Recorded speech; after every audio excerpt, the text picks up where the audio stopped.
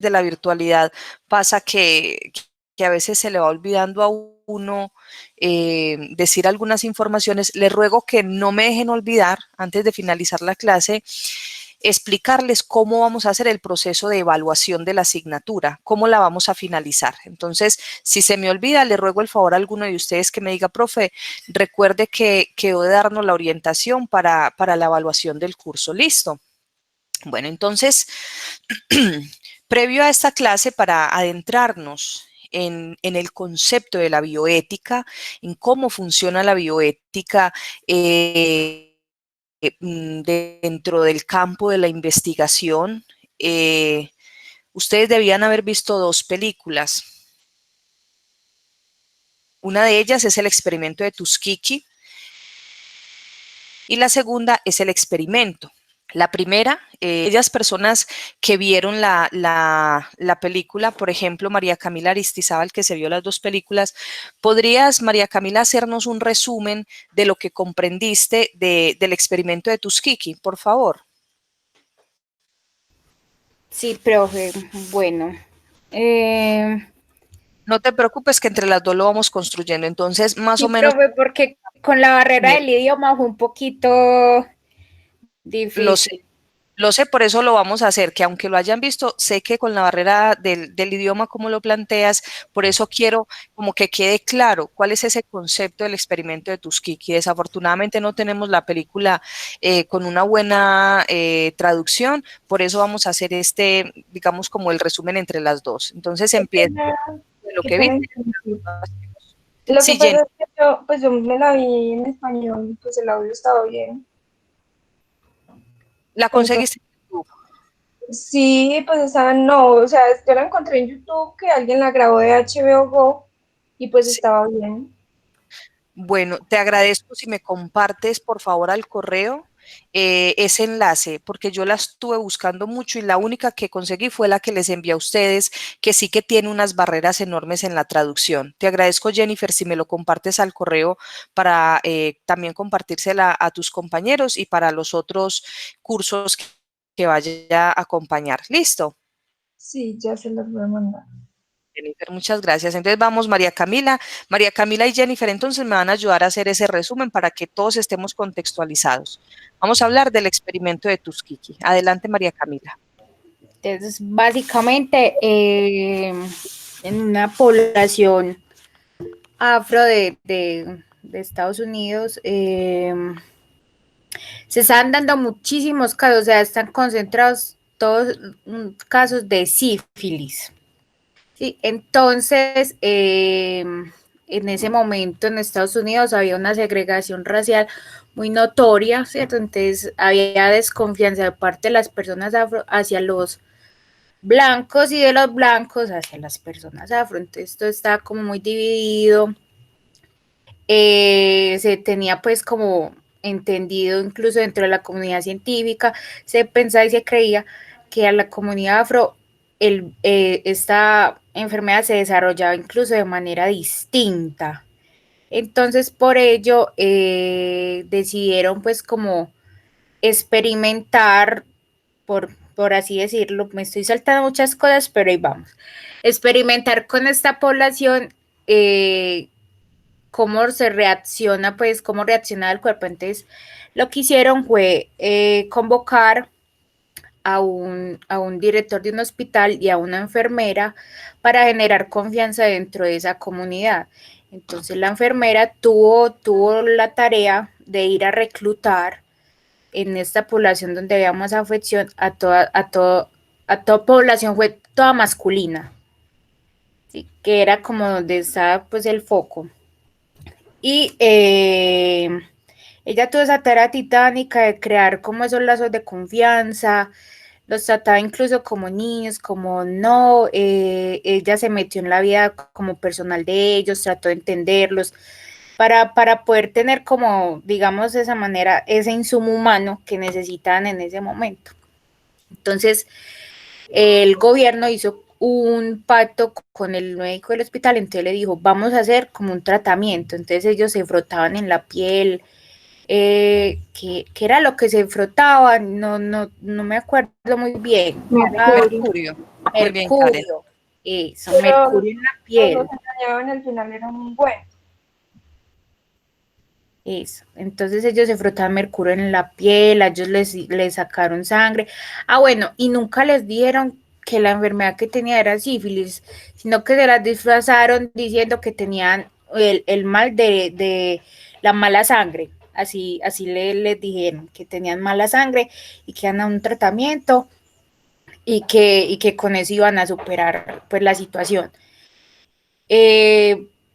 Pasó un tiempo, les quitaron los fondos, la enfermera perdió su trabajo, ella se sortea entre sus cosas personales y porque allí uno de las personitas pues que están allá es un conocido de ella, es una persona muy inteligente y él es el único que le dio como por investigar en realidad qué está pasando, ella le dio a entender le dio los libros para que él se documentara, para que él supiera qué era lo que estaba pasando.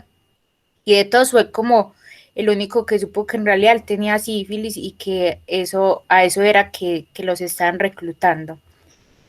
Pasa el tiempo, hay un acuerdo con el gobierno nuevamente, pero esta vez no era para hacer un tratamiento, sino que necesitaban datos en bruto para saber en realidad cómo reaccionaba la enfermedad. Entonces, básicamente le dieron, yo necesito esta población, necesito que eso esté en bruto para saber cómo es que reacciona la enfermedad de verdad en el cuerpo.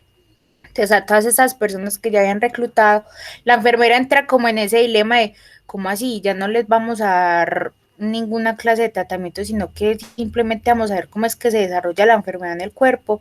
Ella entró como en ese dilema, pero al final se quedó porque ella ya había creado esos lazos personales con todo, con gran parte de la mayoría pues de las personas. Entonces, como 10 años, profe, si mal no estoy, fueron 10 o más años que ellos estuvieron ahí, incluso entre ese lapso de tiempo se descubrió la cura, que fue la penicilina, se descubrió que la penicilina está funcionando y jamás les dieron a esas personas esa cura. Nunca se las dieron y el hospital pues era consciente de eso.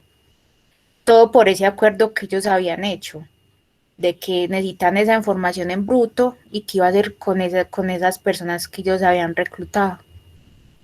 Más o menos hasta ahí, profe. Muy bien, María Camila. Muy bien, María Camila, por ese resumen tan completo que nos haces. Jennifer, ¿quisieras complementar algo el resumen de María Camila? Pues no, profes, yo creo que está muy bien, solo decir que ella, pues prácticamente iba a tener una relación con él, con uno de los sujetos de experimentación, pero por todo ese tema de decirle mentiras a ellos, pues no pasó. Y al principio eran 1.400 personas cuando les estaban aplicando tratamiento de verdad, y luego cuando empezaron a mentirles eran 412. Y pues les hacían exámenes y todo eso, diciéndoles que los iba a ayudar, pero no, en realidad nunca los trataron para esto. O sea, a mí me parece que el problema pues, fue que eran unos mentirosos y por tratar de buscar tratamiento para ellos, pues les mentían y a mí me pareció que el final fue muy triste, porque durante toda la película nos narran los sueños que tenían estos hombres y al final no los cumplieron porque esas personas los engañaron y cuando se inventó la penicilina, pues los debieron tratar y ayudarlos, pero en realidad los dejaron así, la mayoría murió y solo quedaron vivos dos, que fue pues el que ella tenía intereses románticos y el que quería ser bailarín, creo. Y pues el final de ella también fue muy triste porque dedicó su vida a esto y se metió pues en su cabeza que en realidad estaba ayudando cuando no. Perfecto, Jennifer. Muchas gracias a las dos por ese resumen. Aquí hay algo muy importante y no es una película de ficción. Esa película que yo les envío a ustedes es una película basada en hechos reales. O sea, eso pasó. Gracias también a eso que pasa en Tuskegee, tenemos en la actualidad este tipo de clases, por ejemplo, de bioética. Gracias a eso, ahorita cuando hacemos una investigación,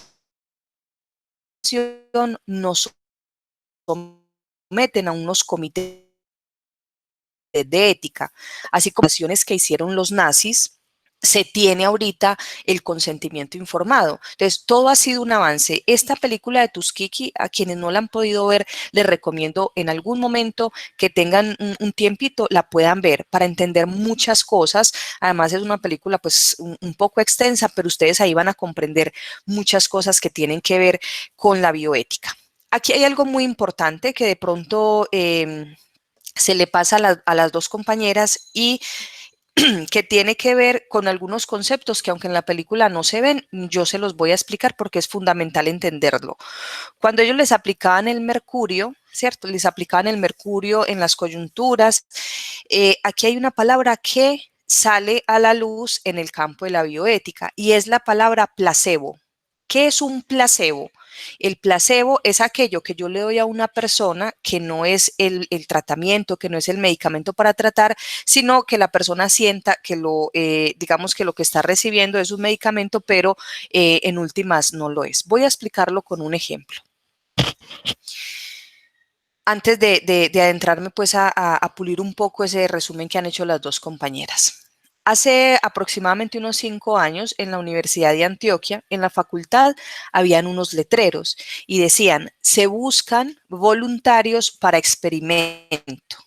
Se buscan voluntarios para experimento, así como la otra película que también es basada en hechos reales que ahorita les voy a explicar. Entonces decía en la facultad, se busca voluntarios para experimento y el experimento era para lograr confirmar que la moringa reducía los niveles de colesterol en la sangre. Entonces, ¿cómo funcionó esta investigación? Yo no hice parte de la investigación, pero hubo muchos compañeros de ustedes, quizás ustedes todavía no habían ingresado a la facultad, pero hubo muchos estudiantes que se presentaron como voluntarios a este estudio de la moringa. Entonces, lo primero que se hace es reclutar voluntariamente a las personas. No se obliga a nadie, como sí lo hacían los nazis, que los nazis obligaron a las personas que tenían recluidas en los campos de concentración a ser parte de las experimentaciones. Entonces, lo primero es hacer una convocatoria voluntaria. Entonces, el área de microbiología de la Universidad de Antioquia invita a personal voluntario a ser parte de la investigación. Muchos de sus compañeros decidieron decir sí, queremos participar del estudio. Todos fueron convocados en un salón, entonces en un salón los filaron, les informaron de qué iba la investigación, qué se quería hacer, cuál era la hipótesis que tenían, se les explicó a todos. Y una vez estaban allí reunidos, empezaron a hacer un sorteo de balotas. Entonces estaba una bolita roja y una bolita blanca. Entonces la bolita roja, bolita blanca, bolita roja, dependiendo de lo que tenían. A los que tenían la bolita roja, aunque esta información no se la dan a los voluntarios con los que se va a experimentar, solamente tienen esta información. Los investigadores, entonces, los del color de una bolita eran los que iban a recibir el placebo. Y los de bolita blanca, vamos a ponerlo así pues en ejemplos, los de la bolita blanca iban a recibir el tratamiento efectivo de la moringa. Ahí es para trabajar un experimental con casos y con controles. Entonces tenemos los que van a recibir el medicamento o la pócima de la moringa para reducir los niveles de colesterol en la sangre y aquellos que van a recibir el placebo. Los dos líquidos tienen que ser muy similares para que las personas no logren identificar si están siendo sujetos que reciben el placebo o aquellos que reciben el medicamento. Y a partir de esos casos y controles empiezan a mirar. ¿Cómo funciona la investigación? Ya tengo el grupo dividido, los que van a recibir el placebo y los que van a recibir el tratamiento de la moringa. Los sujetos, insisto, no son conocedores de qué es lo que van a recibir. A todos les aplican los exámenes previos a empezar a tomarse el líquido. Entonces a todos les hacen exámenes en la sangre para identificar quiénes tienen el colesterol alto. Entonces empiezan a hacer un proceso de selección. Los que tienen el colesterol alto van a ser los sujetos de investigación y entonces empiezan a hacer el proceso de investigación. Van a estar expuestos al medicamento durante tanto tiempo. Todo eso hace parte de la investigación que se tenía. Entonces, algunos empiezan a tomar el medicamento y otros el placebo. Y, insisto, esto es muy importante, ellos no sabían de cuál era el que estaban consumiendo. Toman exámenes al inicio, durante el proceso y después, y logran confirmar que la moringa reduce los niveles de colesterol en la sangre. Cuando se va a hacer este proceso de experimentación, un comité de bioética, ¿qué es lo primero que mira? Que a la gente no se la esté obligando a participar. Entonces, este grupo de investigación constata que hizo una vinculación voluntaria al experimento. Segundo, un comité de ética tiene que ver que a las personas no se les va a pagar por hacer parte de esto, porque eso es coartar la libertad de las personas, como pasa en el experimento de Milgram, que ahorita lo voy a explicar más detenidamente. Empiezan a identificar, bueno, si hay un riesgo, recuerden que hay un 50% y otro 50%, los que reciben el placebo y los que reciben el medicamento. Como grupo de investigación, yo le tengo que decir a un comité de ética, vea, a este 50% del grupo que les voy a dar el medicamento, si el medicamento genera efectos adversos, les da diarrea, les da vómito. Pongo el caso de la moringa porque no es tan dañino como, por ejemplo, lo puede ser la vacuna contra el COVID, que por eso las experimentaciones llevaron tanto tiempo. Cuando yo estoy hablando de la moringa, piensen ustedes en su cabeza un poco cómo hicieron con la vacuna para el coronavirus. ¿Qué le tengo que decir yo a un comité de bioética? Vea, si los sujetos que están expuestos al medicamento generan alguna reacción adversa, alergia, vómito, diarrea, yo como grupo de investigación estoy en la obligación de pagarles el tratamiento. O sea, estoy en la obligación de cubrir a esas personas. En un caso hipotético, una de esas personas se muere en el tratamiento. Yo como investigación, como grupo de investigación, tengo que garantizar que esa persona que perdió la vida al estar experimentando con él, yo le tengo que cubrir un seguro de vida, tengo que, digamos, firmar con él qué voy a hacer después de que esta persona fallezca en ese campo experimental. Yo como investigador tengo que cubrir unos gastos y un seguro de vida a esa persona, ¿cierto? Entonces, por ese lado, protejo a aquellos que van a estar expuestos a ese tratamiento. Tengo que garantizar que si generan algún efecto adverso, yo les tengo que cubrir. Ahora bien, a ese otro grupo, a ese otro 50% que está recibiendo el placebo, seguramente el placebo no les va a generar efectos adversos porque son, digamos, componentes que, aunque tengan unos sabores similares, pues no tienen el componente químico y todo el asunto, no van a estar expuestos. Pero yo a ese otro 50% le tengo que garantizar que si la investigación que estoy haciendo genera unos resultados favorables, genera unos resultados positivos y logro confirmar que la moringa reduce el colesterol, a ese grupo que yo le di el placebo, yo le tengo que garantizar el tratamiento que acabo de constatar que es efectivo. ¿Me hago entender hasta ahí? Cubro a aquellos que están en ese 50% expuestos al componente químico real que estoy probando y aquellos a los que estuvieron con un placebo, yo les tengo que garantizar el acceso a ese tratamiento. Con los hombres de Tuskegee había una hipótesis que querían confirmar. Y la hipótesis, primero, habían dos intenciones de investigar. Y creo que esas dos intenciones no quedan muy claras en el resumen que nos hacen las compañeras, por eso lo voy a explicar. Ya en Europa habían confirmado, habían hecho un estudio de cuál era el proceso que tenía una persona cuando estaba expuesta a la sífilis. Es decir, todo su proceso, desde el contagio desde la incubación hasta el contagio, los síntomas y la muerte. ¿Qué pasaba en una persona cuando tenía sífilis? ¿Cierto? Entonces ya se sabía, una persona que está expuesta a sífilis tiene esto, esto, esto y esto. Ese estudio lo hicieron en Europa. Entonces allá dijeron, vea, las personas que están expuestas a sífilis, este es el proceso de la enfermedad. Así se contagian, estos son los síntomas y esto es lo que empieza a pasar. Hagan de cuenta ahorita con el coronavirus. Nosotros ya sabemos qué pasa con el coronavirus, ¿cierto? Sabemos cuál es el proceso de incubación, cuándo empiezan a contagiar, cuándo tal. Y todo eso ha pasado a partir de la experimentación, empezar a tomar personas que recién se contagian y cuál es el proceso que tienen. Y ya conocemos un poquito qué puede pasar con las personas, por eso sabemos que aquellas que tienen otro tipo de enfermedades asociadas o enfermedades que tenían antes del contagio, pues pueden ser mucho más riesgosas, personas con diabetes, personas con hipertensión.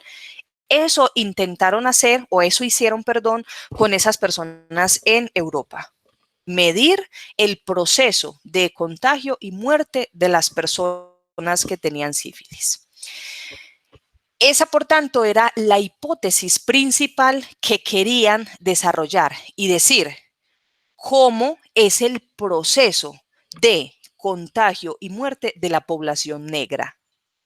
¿Cierto? Entonces, la hipótesis general era cuál es el proceso de enfermedad de personas no tratadas con sífilis. ¿Qué pasa entonces en este caso?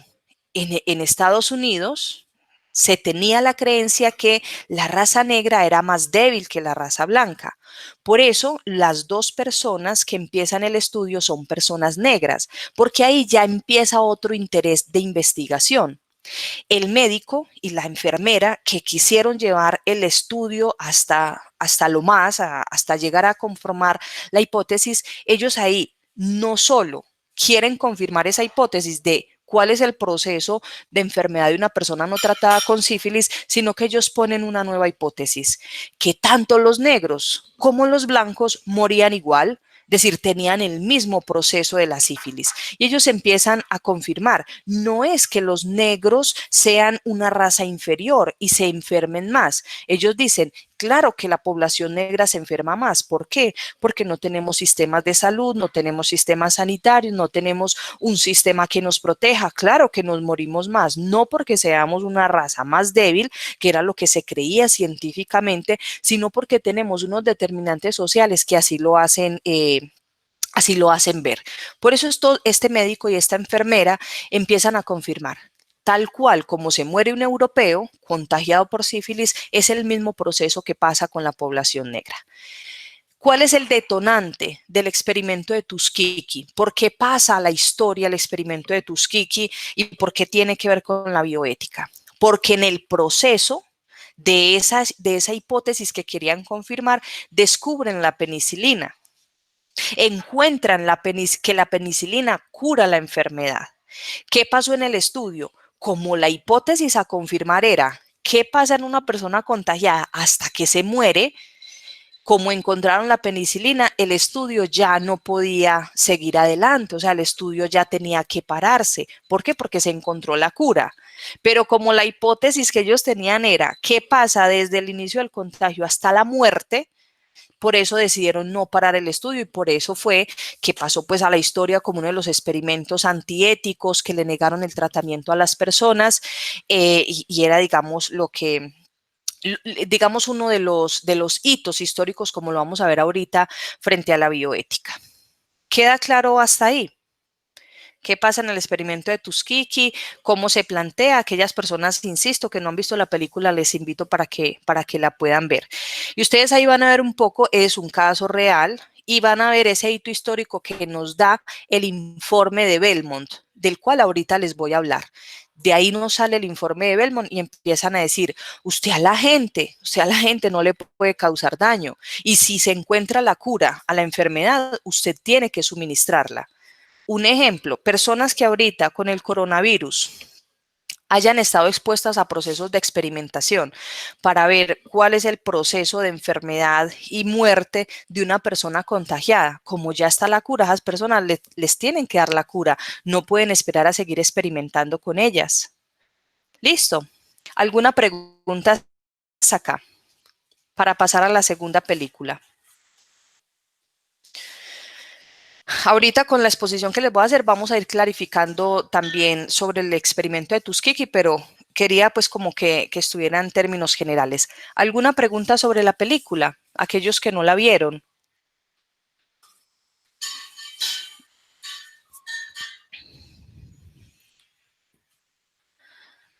Muy bien. Bueno, entonces, ¿alguno de ustedes que haya visto el experimento de la cárcel?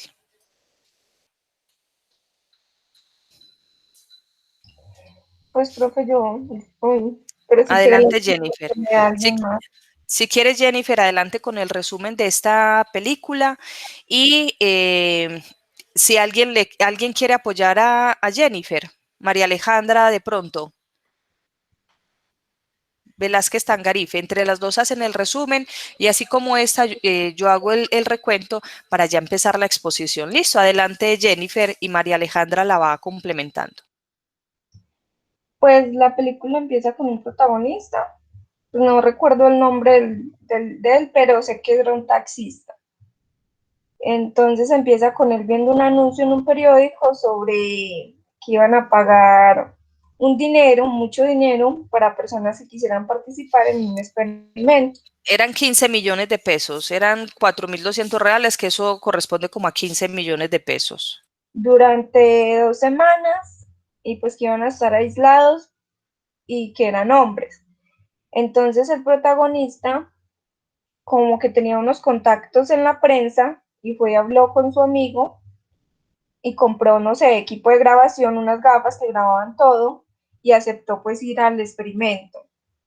Fue allá y pues conoció a los otros hombres, les hicieron unos exámenes físicos. Antes de eso, qué pena se me pasaba, él conoció a una mujer. Iba en su taxi y la mujer pues se chocaron. Ella le contó que había perdido el papá y pues hicieron, digamos, como novios. El caso es que él se fue para el experimento, llevó sus gafas, empezaron pues, llevaron a todos los hombres, que eran 20, eran 12 guardias y 8 reclusos.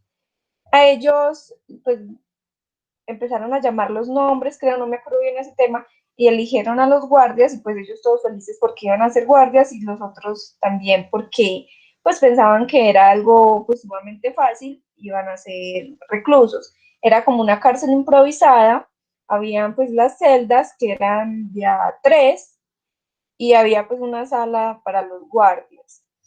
Ellos empezaron muy bien, como a los 2 días empezaron a haber problemas porque habían unas reglas. Entre esas reglas era que se tenían que comer toda la comida que les dieran, también que no podía haber violencia física y pues que todos le tenían que hacer caso a los guardias. Estaban cenando todos, pues como a las 48 horas o algo así, estaban cenando, pero uno de ellos no se quería tomar la leche. Entonces, el protagonista, el que lleva las gafas, solo por formar, pues, por, qué pena, problema, pues se tomó la leche. Pues la idea de él era hacer esto para poder grabar todo y llevar pues un material a la prensa. Entonces él quería como llevar el experimento a situaciones extremas. Él se tomó la leche y el guardia pues se quedó mal porque no le habían hecho caso y ahí empezó pues el ego y otro guardia le dijo pues que tenían que hacerse valer porque ellos eran los guardias, eran los que mandaban y que los otros lo estaban cogiendo pues como de broma. A ver, las repercusiones de ese, la verdad es que no me acuerdo, pero los guardias se vengaron. Después de eso empezó a haber tensión entre uno de los guardias que se volvió el líder y el protagonista de la película. Pues estas tensiones cada día eran más fuertes, les hacían hacer lagartijas, entonces ellos a modo de broma hacían lagartijas todos. ¿Qué más? Bueno, hasta que no me acuerdo qué fue lo que pasó, pero los guardias se enojaron y les quitaron la ropa a todos, les sacaron las camas y pues los dejaron durmiendo así. Los que estaban experimentando principalmente era un doctor, una doctora y pues había una persona que monitoreaba. La doctora, cuando empezaron a pasar este tipo de cosas, pues le advirtió al doctor que, pues, que estaba pasando esto y él estaba súper feliz que porque en tan poquito tiempo estaban obteniendo muy buenos resultados pues, de cómo se estaba comportando estas personas ahí encerrados. Bueno, el caso es que el protagonista cada vez que tenía estos encuentros con el guardia, que era como el jefe, grababa todo con sus lentes y ahí descubrió que había una persona del ejército que estaba ahí como para reportar y ver qué pasaba. Entonces, el del ejército le decía pues que no formara polémica, que se quedara callado, pero como el trabajo de él para la prensa era hacer eso, entonces él tenía que hacerlo. A ver, ¿qué más? En los guardias habían pues dos que destacaban, que era uno que olía mal, y otro que era un gordito que hacía como imitaciones de Elvis Presley, algo así, como se diga. El caso es que esos dos eran como los más destacados. También había uno muy neutral y otro, pues ya los otros se dejaban llevar del resto. El caso es que el protagonista le dijo al guardia que olía mal y este lo castigó y lo mandó a lavar los baños con la ropa y le hizo poner esa misma ropa. Ese mismo día era día de visitas y tampoco le dejó recibir, pues tampoco le iba a dejar recibir su visita, pero el guardia que era neutral le llevó su batita y pues lo dejó ir a la visita. Antes de eso ellos mandaron cartas a sus amigos, familiares y todo eso. Había uno que no tenía pues, a nadie que mandarle carta y le daba pena decir que no tenía amigos, que era un señor que trabajaba como en un puesto de cafés y conocía al taxista. Entonces el taxista le dijo que mandara pues la carta a la casa de él y le dio la dirección para que los otros no se burlaran de él. En las visitas, pues el señor que no tenía amigos, nadie lo visitó y al taxista lo visitó la muchacha que había conocido en el accidente. Él le dio un papel que tenía que llevarle al señor reportero, como al periódico del medio, y le dijo pues que el guardia que lo había ayudado se iba a encontrar con ella en la cafetería de arriba y le iba a entregar algo. Pero el guardia, digamos, el guardia malo, el que mandaba, se dio cuenta de esto, fue donde ella le habló, pues la convenció de que no había nada y pues hizo que se fuera y no le entregó nada. Y el guardia que ayudó a nuestro protagonista pues lo metió a la celda con todos. Creo que después de esto fue que empezaron, creo que ahí fue donde los guardias golpearon pues con el bastoncito ese que le dan, golpearon a uno de ellos. Ah, se me había olvidado comentar que antes de eso, el protagonista le dio por ponerse de gracioso y armó una revuelta. Entonces esto cada día aumentaba más la tensión entre ellos. Y ya al guardia se le había subido el poder a la cabeza, a todos se les subió el poder a la cabeza y empezaron pues a tratarlos súper mal y ya rompieron la regla que era no golpearlos y los golpearon, empezaron a golpearlos y le dieron una súper paliza al señor que no tenía amigos y lo ataron a una silla. Antes de eso, los médicos les habían entregado como una caja donde, pues, si se metía alguien ahí, era silencio y oscuridad absoluta. El protagonista tenía miedo a los espacios cerrados y eso no lo enseñaron desde el principio cuando les hicieron una prueba. Entonces, como había tanta rivalidad entre el jefe de guardias y nuestro protagonista, lo encerró en esa caja, cuando claramente no se podía. También golpeó al que les cuento que no tenía amigos y lo dejó atado a una silla, y todos los otros estaban encerrados. Para eso, la doctora le había dicho que iba a cancelar, pues, que iba a cancelar el experimento porque pues, estaban obteniendo resultados ya con violencia. Entonces, él dijo que eso era una prueba que le estaba poniendo el otro doctor, porque el otro doctor era como más permisivo, más a ver qué pasaba, la doctora era como más de, ya hasta aquí, hay que controlarlo. Entonces en esa los guardias, cuando tenían al otro en la caja y al otro golpeado, se fueron y se postraron al doctor, pues que todo pero estaba con viaje y no pudo ir. Entonces lo secuestraron y llevaron a la celda, como les cuento, al guardia bueno, o sea que ya no eran 12 guardias sino 11, y también al señor de las cámaras. y los guardias empezaron a controlar todo. En esas llega la doctora y pues cuando iba entrando el jefe de guardias, la secuencia.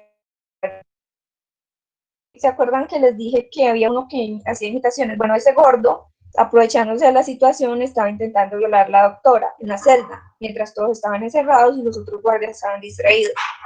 En esas, nuestro protagonista se sale de la caja y pues se liberan todos y se dan de cuenta que pues el que no tenía amigos, el que conocía al taxista, había muerto desangrado en la silla donde lo habían atado y pues que todo se había salido de control, que la doctora estaba ahí, que el de las cámaras estaba ahí. También pues por esos mismos lados llega el doctor al escuchar el mensaje que le había mandado de las cámaras, llega y pues entra ya, pero el señor, pues el guardia malo había cambiado los códigos para que no pudiera entrar nadie porque él pensaba que era una prueba. El caso es que nuestro protagonista se libera con ayuda del que era pues del ejército, intentan sacar a todos, salvan a la doctora, se van todos y rompen una pared de una celda e intentan salir por ahí pues sin que los guardias se den cuenta. Ellos se dividen, queda pues, nuestro protagonista y el del ejército separados y la doctora y los otros se van por otro lado, pero llegan a un punto sin salida y ahí llegan los guardias. También tenemos que la muchacha, pues la que él había conocido en el accidente, fue a buscarlo al estudio y la atendió pues el guardia malo y la dejó encerrada en una habitación, entonces o sea que ella estaba ahí en el mismo lugar. Entonces teníamos que estaba el doctor que dirigía el experimento, la señora, pues la novia de él y el policía, y pues ya los otros presos que estaban huyendo. El caso es que él había llevado, no fue él, fue el otro, el gordito, el malo, el que hacía imitaciones también era malo. Había llevado una pistola que supuestamente pues era de salva, o sea, que no hacía daño. Entonces él la había llevado, pues que para imponer autoridad, y cuando iban huyendo, pues obviamente ellos se dieron cuenta que habían escapado, empezaron a perseguirlos. La cosa terminó en que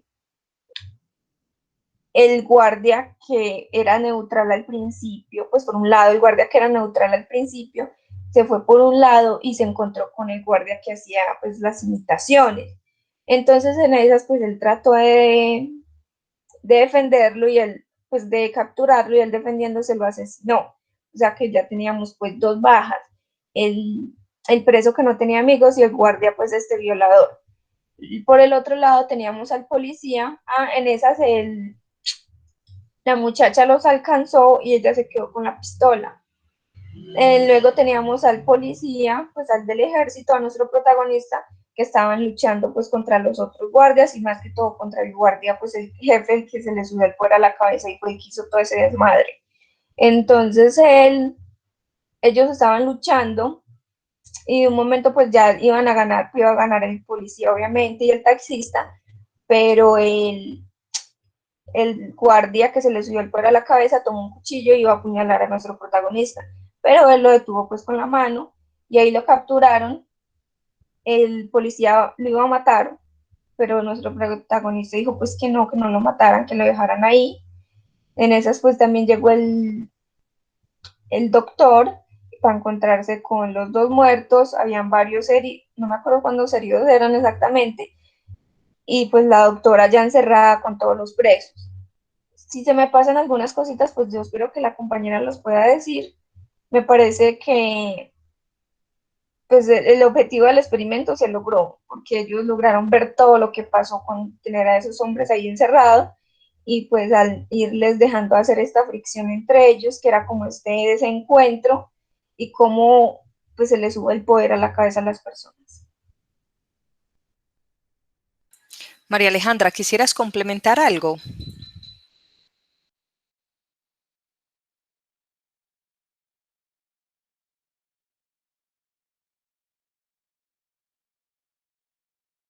Bueno, seguro María Alejandra tiene algunas dificultades con el audio.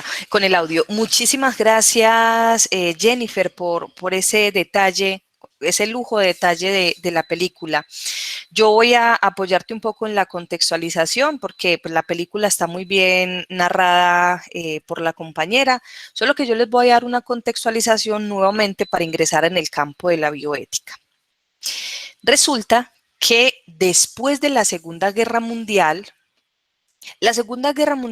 a toda la humanidad la llevó a preguntarse, ¿qué les pasó a esos alemanes, a esos nazis por sus cabezas para hacer tanto daño? ¿Qué tenía Hitler en su cabeza para hacer tanto daño?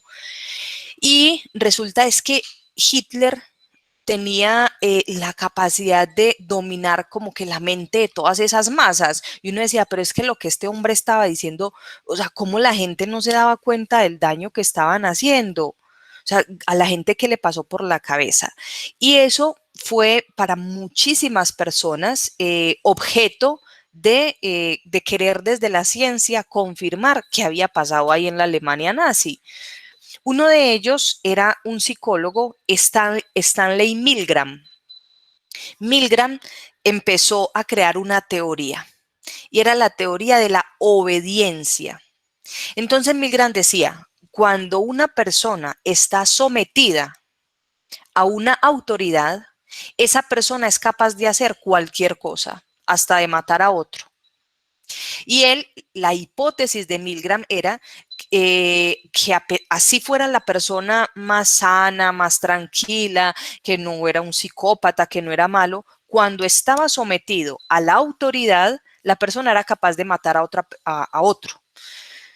Y él empezó, y hay muchos libros escritos de Stanley Milgram, donde él habla de la obediencia. Y dice, cuando hay una obediencia, la gente no se mide en lo que van a hacer. Entonces, en ese primer experimento, en la década de los 60, yo les voy a compartir pantalla y les voy a mostrar algunas imágenes.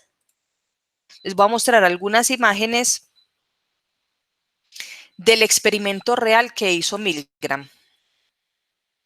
¿Me confirma, por favor, alguien si lo está viendo?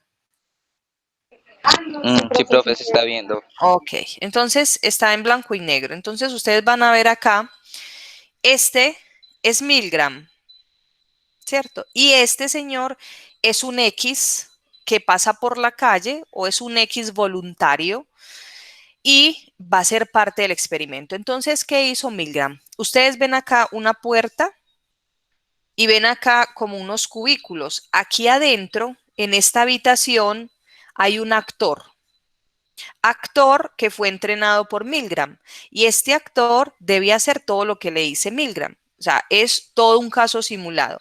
Y este señor de gafitas que recién se está sentando ahí es un transeúnte que pasa por la calle y le dicen que si quiere hacer parte de un experimento y el señor le dice que sí, que no hay problema. Entonces, aquí en la mesa, el señor tiene un botón. Ese botón activa unas corrientes eléctricas. Recuerden que todo esto es una simulación, todo esto es teatro, pero este señor que está acá sentado, que es un transeúnte, haga de cuenta que ustedes pasan por una calle y les dicen, venga, hacemos un experimento, y ustedes dicen sí.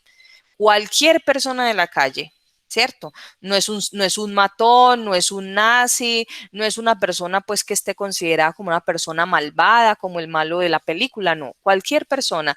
Entonces, el profesor Milgram se acerca y le da la instrucción y le dice, esta persona que hay aquí adentro está conectada a unas corrientes de energía.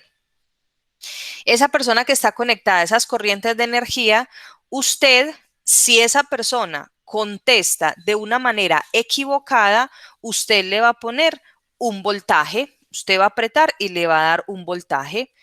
Si la pregunta que usted le hace es correcta, si esa pregunta es correcta, usted no le va a dar el voltaje. Entonces empieza el experimento y aquí está la persona, recuerden, cualquier persona, y el médico, el psicólogo Milgram empieza a decirle, contestó equivocadamente, dele 100 voltajes de energía. Entonces, él da 100 voltajes.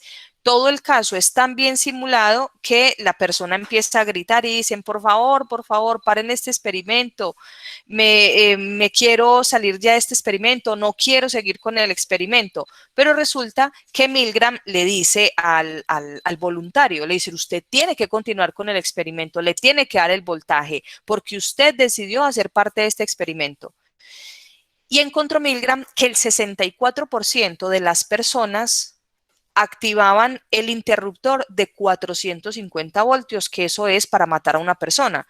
Y la persona sabía, entonces, el que estaba actuando, recuerden que todo eso era un campo actuado, el que estaba actuando decía, me voy a morir, y hacía el show, y cuando le ponían los 450, el señor quedaba ahí, hacía la simulación pues de estar electrocutado.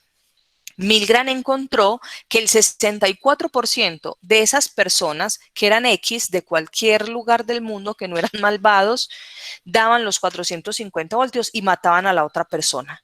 Recuerden que todo era esa simulación, pero la gente alcanzaba a creer que eso era real. Cuando a las personas les preguntaban, ¿usted por qué mató a esa persona? Decía, no, porque él me dijo que lo tenía que hacer. Se eximen de la responsabilidad propia porque es que el otro le está diciendo hágalo, usted recibe una orden. Y esa era la hipótesis que quería confirmar Milgram, que una persona cuando está sometida a la autoridad hace cualquier cantidad de cosas que no están dentro de los cánones de la ética o de los cánones del respeto por la vida. Y él lograba explicar que muchos de los nazis, al estar sometidos a la autoridad, hicieron estos vejámenes en la humanidad. Entonces, ese experimento que hace Milgram con las descargas eléctricas, un experimento de la psicología, es un experimento de la psicología, el otro de Tuskegee era de la medicina, este de la psicología. Entonces, el psicólogo Tim Zimbardo, en la Universidad de Stanford, en la década de los 70, lo que hace es replicar el experimento que hizo Milgram, pero Zimbardo lo hace en una cárcel simulada. Hacen en el sótano de la Universidad de Stanford, hacen una cárcel, le ponen cámaras por todos lados y Zimbardo llama a cualquier cantidad de personas, lanza la convocatoria y se les dice, se les van a pagar 4.500 reales. Entonces, 4.500 reales, ahí está el primer, digamos, la primer vulneración frente al derecho del otro. ¿Por qué? Porque en la película se dice, cuando empiezan el estudio, se les van a pagar 4.050 reales, pero si alguno de ustedes se retira del experimento, si se retira del experimento, se da por finalizado todo el experimento y a nadie se le pagan los 4.500. Ahí hay una coerción. ¿Qué es una coerción? Cuando yo al otro le estoy coartando, quitando la libertad de decisión. Entonces, en ese experimento se vulneró la autonomía de las personas para tomar la decisión de retirarse. Entonces, en la película ustedes van a ver cómo alguno quería retirarse y los otros lo presionaron para que no se saliera. Los guardias, miren ustedes que la compañera Jennifer nos planteaba ahorita, el malo de la película, ¿cierto? Hizo estas cosas. Resulta que eso precisamente era el experimento, confirmar que cualquier persona, así no sea mala, así no tenga un historial delictivo, puede llegar a cometer esas situaciones de arbitrariedad, de vulneración del derecho del otro cuando está sometido a la autoridad. En este experimento, cuando hubo el primer herido, tuvieron que parar el experimento, porque así estaba dentro del reglamento. Así está dentro del reglamento, pero Zimbardo estaba tan emocionado por estar confirmando su hipótesis que él dijo, no, sigamos. La enfermera, que era un poco más sensata, la auxiliar de investigación, le decía, doctor, hay que parar la investigación. Y Zimbardo dijo, no, dejemos que esto siga. Y termina con esos resultados. Hay personas asesinadas, personas heridas y personas que seguramente quedaron con afectaciones en su salud mental para toda la vida. Esto fue real.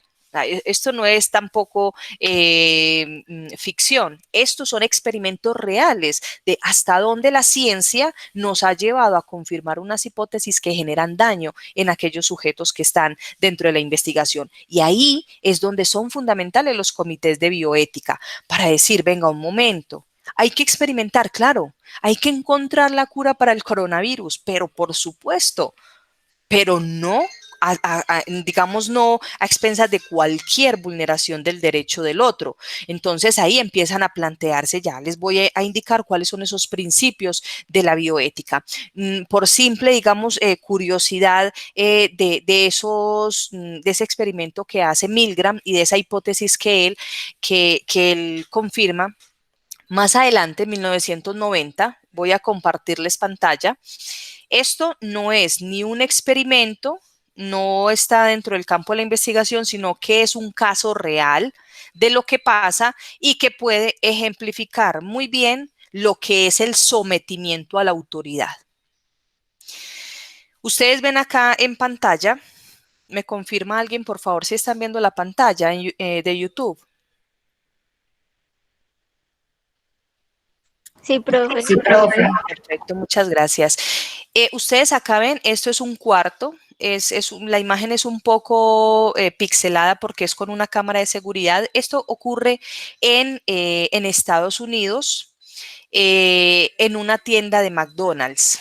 Entonces, ustedes ven acá una pequeña oficina. Esta señora que está sentada es una oficial, es la jefe de seguridad de la tienda de McDonald's. Y aquí, este bultico que ustedes alcanzan a ver es una vendedora, esa es una persona, ¿no? Es una vendedora de ahí, de la tienda. Entonces, miren el caso. Ustedes van a ir viendo ahí algunas. Esta es la cara real de esta chica que ustedes ven acá. Acá ustedes la van a ver que está ya sin ropa, está cubriéndose y está sentada. Aquí está la vigilante, hay otro de los vigilantes. Les voy a pasar, esta es la vigilante real, pues.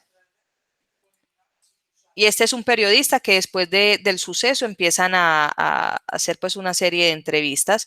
Yo les voy a pasar así rápidamente. La entrevista está en inglés, pero yo les voy a explicar un poco todo lo que pasa acá. Voy a dejar que miren un poco las imágenes. Estas imágenes que ustedes ven acá tapadas es la chica, está totalmente desnuda.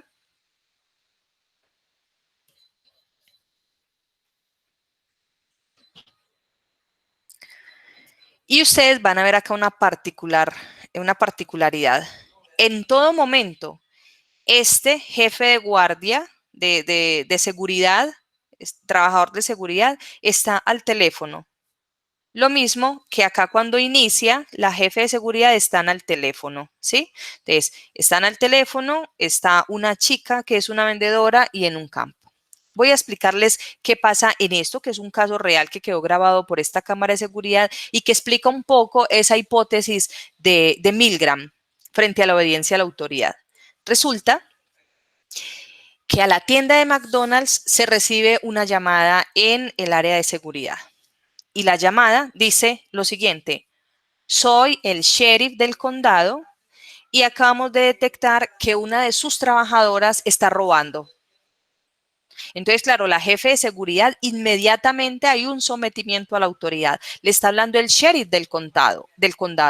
Yo a ese sheriff no le voy a cuestionar si es sheriff, no le voy a preguntar su placa, no, es el sheriff. Inmediatamente yo me pongo en una posición de obediencia. ¿Qué pasa con esta jefe de seguridad? Entonces dice, soy el sheriff del condado, hay una de sus trabajadoras que está robando. Entonces la jefe de seguridad inmediatamente dice, sheriff, dígame quién es. Entonces la de la caja 2 está robando y está poniéndose el dinero de la empresa, lo está poniendo en sus partes íntimas. Entonces, por favor, llévela al cuarto de seguridad. En todo momento hay un sometimiento a través de un teléfono y a la chica la hacen ir a ese lugar y todo lo que la ponen a hacer a esta chica una chica de 19 años, todo es orientado por un teléfono. En el video es muy fuerte, por eso pues tiene algunas, pixelan la imagen, porque la chica es sometida a practicarle sexo oral a los vigilantes, la golpean, la hacen hacer ejercicios totalmente desnuda y cuando hacen la entrevista le preguntan a la chica, ¿usted por qué hizo eso? ¿Usted por qué accedió a hacer eso? Y decía, yo tenía miedo porque era la jefe de seguridad y yo tenía mucho temor que me quedara sin trabajo. Yo no quería quedarme sin trabajo. Cuando le preguntan a la jefe de vigilancia, hombre, ¿ella por qué hizo esas barbaridades? ¿Por qué llamaron a otro jefe de vigilancia, a otro vigilante y permitieron que eso pasara? Y ella, la respuesta era, yo estaba recibiendo órdenes.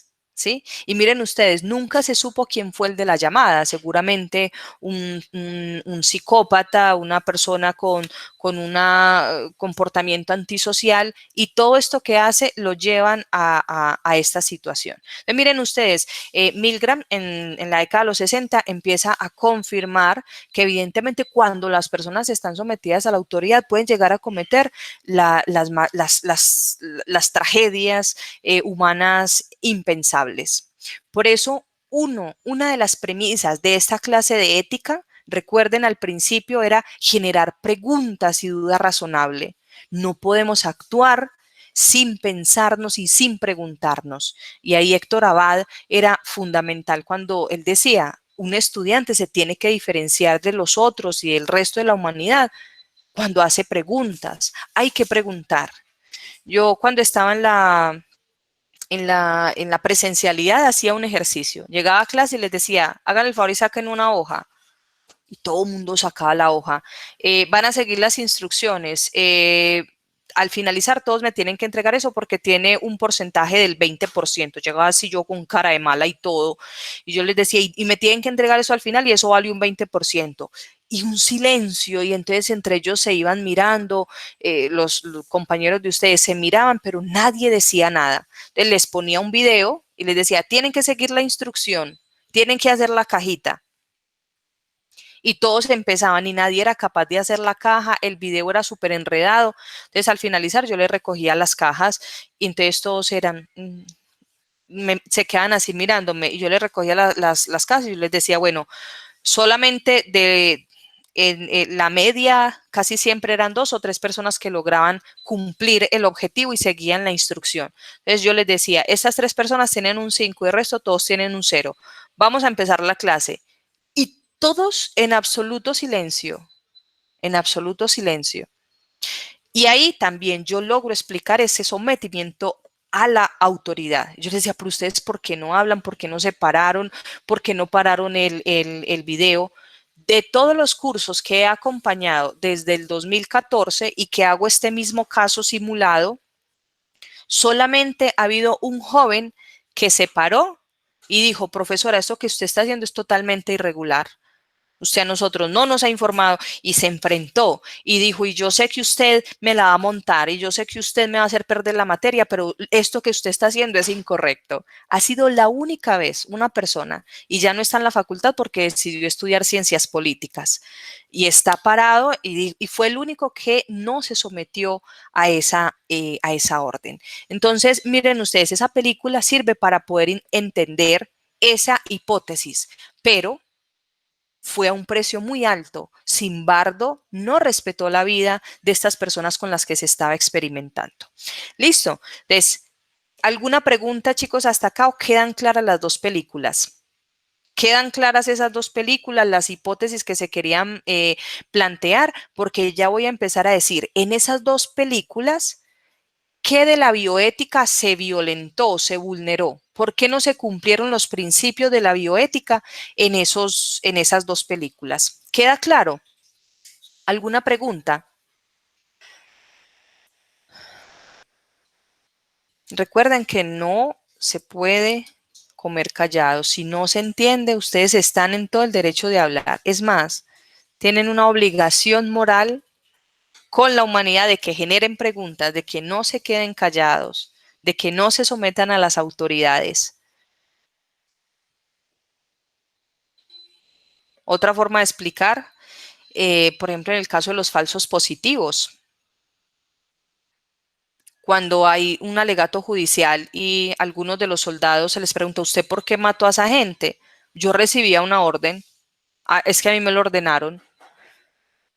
El sometimiento a la autoridad. Y siempre tiene que haber una duda razonable, siempre tiene que haber una opción de generar preguntas de lo que está malo. Yo no puedo obedecer cualquier orden si esa orden va en contra de la otra persona. Yo no puedo. Y eso se llama pensamiento crítico, que casi no nos entrenan a nosotros en las escuelas en pensamiento crítico. Yo tengo la capacidad de decirle al profesor, usted está equivocado. Profesor, eso que usted está haciendo atenta contra esto, contra la dignidad, porque nos enseñan desde pequeños a obedecer. Listo. Bueno, como no hay preguntas, eso es con el triángulo perfecto, José David. Con Pitágoras, yo llegué, bueno, vamos a hacer un examen. Inmediatamente hay un sometimiento a la autoridad. Por allá unas risas, por allá unos profe, pero esto que tiene que ver con la ética, porque hay un miedo de decirle al docente, profesor, usted está equivocado. ¿Por qué? Porque eso va a traer un perjuicio y me la va a montar, ¿no? Es que esas son las responsabilidades que uno también puede asumir. Hay un joven que trabajaba en un taller y el jefe del taller robaba repuestos. Y ese señor que robaba repuestos, pues era la autoridad. Y ese joven estaba bajo la autoridad de este señor. El joven tenía 19 años. Era su primer trabajo y ganaba muy buena plata. El jefe le dijo, es que aquí la cosa es así, usted tiene que robar con nosotros. Y el muchacho vino donde la mamá y le dijo, mamá, yo con eso no puedo. Y renunció, se quedó un tiempo sin trabajo y la pasó mal sin trabajo, pero tomó una decisión ética, porque es que toda decisión ética tiene unas consecuencias. Y eso, con eso se van a encontrar ustedes, muchachos, en los hospitales o en las empresas donde vayan a trabajar. Ah, no es que ser alcalde, no es que todos roban. Lo importante es que roben, pero que a los demás. ¿Quién dijo eso? ¿Por qué en Colombia tenemos que asumir eso? Que un político roba. ¿Por qué? ¿Por qué se tienen que robar la plata pública? No, es que pues, yo estoy en el colegio. Es que todos roban, todos. ¿Por qué? ¿Por qué hay que robar si eso no está bien hecho? Lo mismo pasa con el triángulo de Pitágoras. Ninguno de ustedes se paró, profesor, esto no tiene nada que ver con la ética. Usted hace el favor y replantea, estamos perdidos.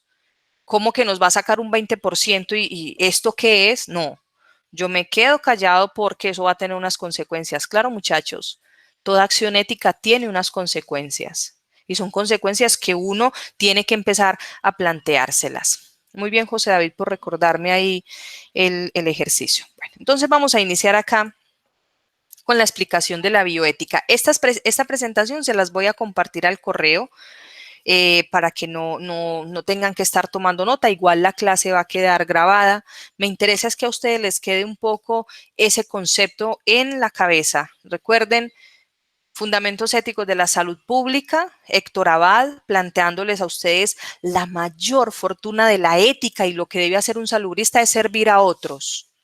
Y cuando usted sirve a otro, usted se piensa en el otro, usted quiere hacerle el bien al otro. Y eso es ser éticos. Y cuando usted piensa en el otro, lo primero que tenemos que hacer es entender la realidad de este país. No empezar a echarle la culpa a la gente que no se cuida, es que ustedes no se cuidan, es que ustedes se fueron en Navidad y ustedes se contagiaron. ¿Y dónde está la responsabilidad del Estado? ¿Dónde están las vacunas? ¿Sí? Eso también es responsabilidad, servir al otro. Y el otro, claro que tiene que tener algunas pautas de autocuidado y para eso estamos los salubristas. Pero aquí hay una responsabilidad enorme del gobierno frente a esta realidad que estamos viviendo. Fundamentos éticos de la salud pública. La máxima de las aspiraciones de un salubrista es servir. Trabajar por el bien común, trabajar por los otros, entendiendo las realidades que hay en Colombia, oponiéndonos a la desigualdad y a las inequidades que tenemos en el país. Segundo, fundamentos filosóficos de la ética, entender a Pitágoras, el justo medio, y ese justo medio que nos plantea Héctor Abad desde la teoría mesopanómica, el justo medio. aspirar a la ética, actuar equilibradamente, ¿sí? Y actuar equilibradamente significa esto. Hace poco estaba leyendo en las noticias, atacaron ferozmente a Julián Román. Julián Román, un actor colombiano que se ha destacado en el país por denunciar algunos atropellos del gobierno, de los grupos armados, un hombre que manifiesta querer una salud universal, una salud pública, una universidad pública, y pues por pensar así, dicen que el hombre es de izquierda. Y lo atacaron ferozmente porque se compró una Harley. Entonces, pero ferozmente, véalo, de izquierda, revolucionario, socialista, comunista, pero pegado al capitalismo. Y me encantó la respuesta que dio Julián Román. ¿Quién dijo que ser socialista es estar en la pobreza absoluta? ¿Quién dijo que uno no puede tener unos gustos? Soy socialista, ¿saben por qué? Porque quiero que esta Harley que yo me la compré, cualquier persona en el país tenga la posibilidad de comprarla. He ahí el justo medio. He ahí ese justo medio. ¿Cómo empezamos nosotros? Al compartir con el otro, la búsqueda de garantías para el otro, pero ¿quién dijo que tenemos que estar siempre en esos cordones de miseria, no? Por eso es la búsqueda que tenemos, que esos lujos, esas garantías de derechos que nosotros tenemos, los tengan los otros. La educación pública, claro. El deseo mío es que todo mundo tenga la opción que yo tuve, de ser becada para estudiar pregrado, de ser becada para estudiar maestría, de ser becada para estudiar doctorado y de estar trabajando como docente en una de las mejores universidades del país. Esas son las garantías que queremos. ¿Por qué? Porque es la forma de superar esas brechas, es la forma de superar. Una persona que viene de una familia pobre, de una familia humilde, pues claro que tenemos el derecho de superarnos de esas situaciones. Entonces, ahí ese justo medio. Y luego el último tema que es el que estamos viendo hoy desde la bioética. Entonces, recuerden, fundamentos de la salud pública, servir a otros, fundamentos filosóficos de la ética, el justo medio, Pitágoras, que sea mediodía para todos, y el último tema que es la bioética. Llegamos a la bioética entendiendo que después de los vejámenes que se hacen en la Alemania nazi, empieza a surgir una nueva forma de entender la humanidad. Ustedes siempre van a encontrar y seguramente les va a salir en las pruebas Saber Pro, quién es el padre de la bioética. Se le conoce al padre de la bioética como a Potter. La respuesta es Potter. Aunque él no fue el que dio el desarrollo de la bioética, porque la bioética empieza a desarrollarse después de esos juicios de Nuremberg, que ahorita les voy a mostrar un poco esos juicios de Nuremberg, pero sí Potter es el primer autor que empieza a hablar de la bioética. ¿Sí? Empieza a hablar y por eso se le conoce como el padre de la bioética, pero insisto, es porque él empieza a hablar, a sistematizar la información, a narrar y a escribir y a publicar la información frente a la bioética, pero se le conocía a él pues como el padre de la bioética. Para Potter, el humanismo científico requiere del ejercicio ético de la investigación, las prácticas profesionales, las políticas sanitarias, la protección del medio ambiente a partir de las ciencias de la vida. Todo lo que tiene que ver con las ciencias de la vida tiene que estar direccionado por la bioética. ¿Qué es la bioética? La bioética es la rama de la ética que se dedica a proveer los principios para la correcta conducta humana respecto a la vida, tanto de la vida humana como de la vida no humana, es decir, la animal y vegetal, así como del ambiente en el que pueden darse condiciones aceptables para la vida. Hablamos de la bioética cuando se hace experimentación con humanos, también cuando se hace experimentación con animales, pero también cuando estamos hablando del planeta. La mayoría de ustedes que están estudiando el énfasis en ambiental o aquellos que lo estén estudiando, tiene que ver con eso, con la protección y la preservación de la vida. La bioética en su sentido más amplio no se limita solamente al ámbito médico, Pensamos que es pues solamente cuando se va a experimentar la búsqueda, la cura de enfermedades o cuando se va a proceder se va a hacer algún procedimiento quirúrgico. Entonces los comités de ética tienen que mirar, no, esto incluye todos los problemas éticos que tienen que ver con la vida en general, extendiendo de esta manera el campo y cuestiones relacionadas con el medio ambiente y el trato debido a los animales. La bioética ahorita está cogiendo mucha más fuerza en el campo de la investigación. Y aquí es muy importante, lo primero que vimos, tanto los fundamentos éticos de la salud pública como la ética desde Pitágoras, hablamos en el campo de la ética. Y esa ética tiene que ver con la reflexión crítica sobre moralidad, valores y costumbres que rigen una época determinada. Y la bioética es el análisis de problemas éticos en relación a la vida, la salud, la medicina, la investigación científica, políticas sanitarias y medio ambiente. ¿Sí? Por eso esa diferenciación, como en esos tres grandes paquetes que hicimos este curso. Esta es la diferencia fundamental entre ética y bioética. Ahora vamos a ver un poco cómo surge esa bioética en el campo de la investigación. Es un hito histórico los experimentos que hicieron los nazis en la Segunda Guerra Mundial. Se conocen más los experimentos que hicieron los nazis porque ellos fueron los que perdieron la guerra. Los que ganaron la guerra, los países aliados, también experimentaron y solamente a día de hoy se están conociendo las barbaridades que hacían con este tipo de experimentos. Sin embargo, se conocen los de los nazis porque ellos fueron los que perdieron la guerra. Entonces, el que pierde la guerra es al que se le sacan, como se dice coloquialmente, los trapitos al sol. ¿Qué fue lo que ellos hicieron? Pero los que ganaron la guerra hicieron también este tipo de experimentos.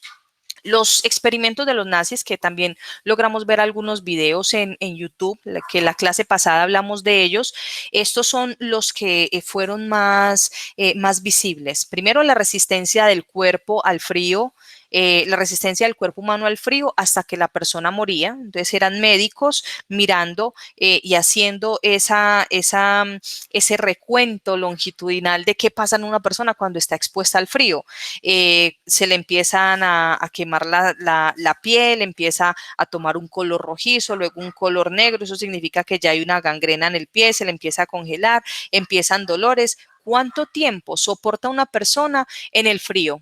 ¿Eso para qué? Para saber cuánto tiempo podían estar expuestos los militares para poder estar en diferentes zonas y en diferentes combates. Recuerden que los nazis experimentaron por tres razones.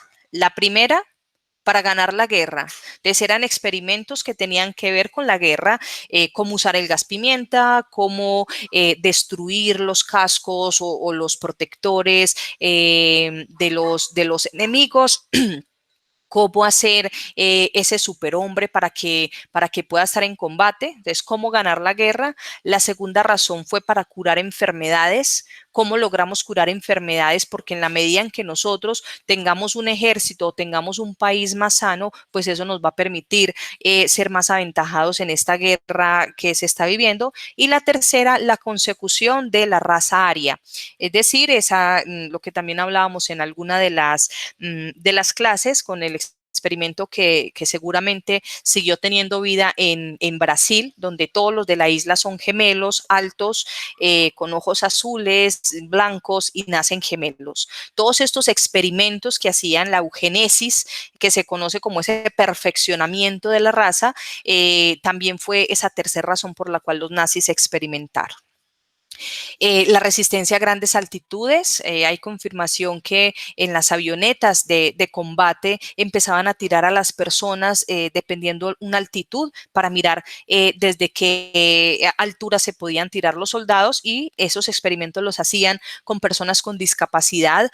Recuerden que en los campos de concentración no solamente hubo judíos, sino que también hubo personas homosexuales, personas con discapacidad, personas negras, migrantes, porque esto era empobrecer esa raza aria que se quería en la Alemania nazi. Otro de los experimentos eran los efectos de la malaria. Lo que hacían era incubar la malaria en estas personas que estaban en los campos de concentración para mirar cuál era el proceso de enfermedad hasta que las personas morían. Entonces, así se sabe a día de hoy qué pasa cuando una persona tiene malaria, cuáles son los síntomas y qué empieza a pasar. ¿Cuáles eran los efectos del gas mostaza?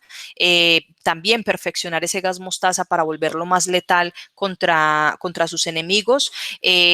Hacían experimentos de quemaduras por aplicación directa de fósforo para mirar si ese fósforo podía ser vinculado en algunos de los artefactos de guerra, los efectos de las sulfamidas, qué pasaba en una persona cuando estaba expuesta a las sulfamidas, el agua del mar, metían a las personas en el agua del mar para identificar cuántas horas resistía una persona en el agua del mar, hacían ablación de músculos, que era cortar los músculos para mirar cómo podían hacer ese gran superhombre que pudiera ganar esa guerra, castración, esterilización y observación directa de la muerte del corazón, para mirar cuáles eran todas esas formas de tortura y que la persona no muriera, sino que qué tipo de tortura les permitía a ellos que la persona quedara viva. Entonces hacían esa observación directa de la muerte del corazón. Todo esto se hizo con estos prisioneros.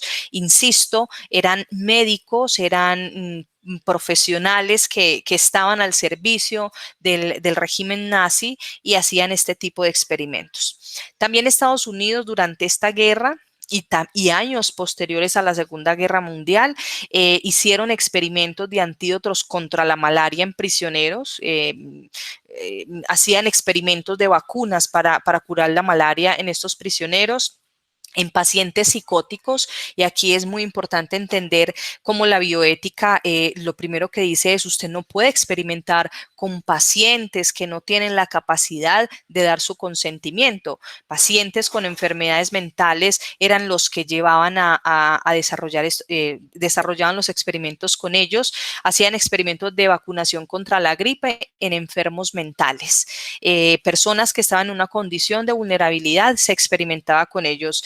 En Estados Unidos también ustedes podrán buscar en internet, en YouTube, por simple curiosidad, el experimento para crear el superhombre, cómo a partir de la hipnosis, a partir de técnicas de la psicología, con medicamentos propios de la psiquiatría, estaban creando el superhombre, que no sintiera dolor, que mentalmente se controlara para no sentir dolor, para no dar información. Ustedes pueden mirar un poco ese experimento que se estaba haciendo para la creación del superhombre en Estados Unidos.